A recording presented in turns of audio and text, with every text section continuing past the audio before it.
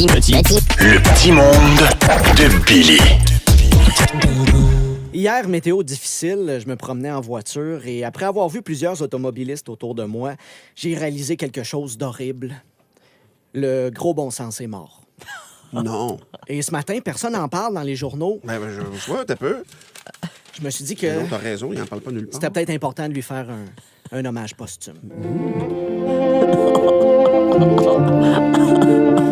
Et décédé hier, le bon sens, ou celui qu'on appelait toute la gang amicalement, le gros.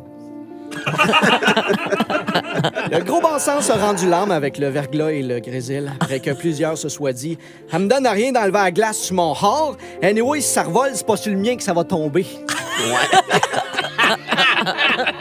Très tôt, dès l'âge de 5 ans, le gros bon sens m'a appris la vie avec des conseils judicieux comme « garde tes culottes, mets pas tes doigts là, colle pas ta langue sur un poteau de métal. » Et quand je prends le métro de Montréal, je réalise la chance que j'ai eue de le connaître parce que c'est pas tout le monde qui l'a connu.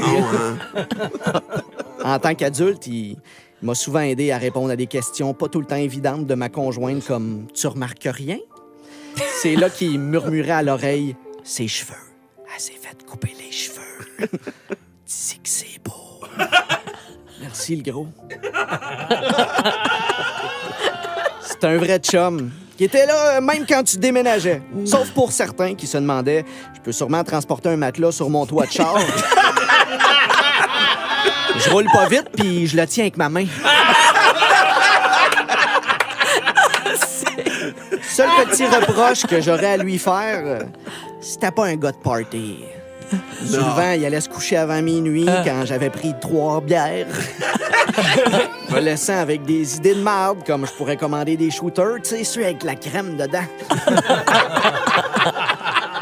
Niveau carrière, le gros bon sens travaillait très fort sur des dossiers comme les accommodements religieux, le mouvement MeToo, la légalisation du pot. Mais c'est aussi sur des petites révolutions de la vie de tous les jours qu'on peut le remercier, comme avec le café. Hein? Si c'est chaud dans ta main, c'est peut-être chaud dans ta bouche.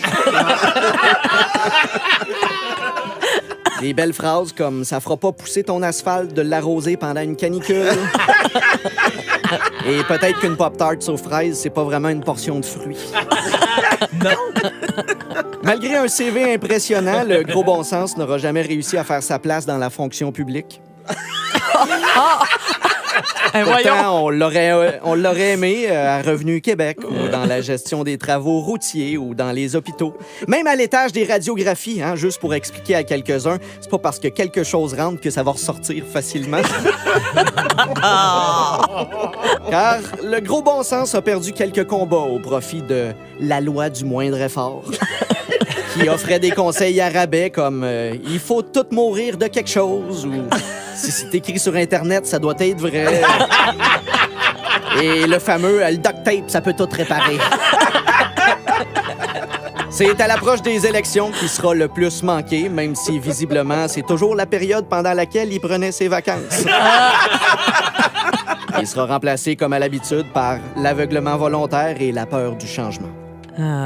Votre marque de sympathie peut se traduire en honorant sa mémoire, en le faisant découvrir à une génération qu'il connaît peut-être un peu moins, puisqu'elle mange des capsules Tide Pod et renifle des capotes. Tu vas nous manquer. Adieu, le gros.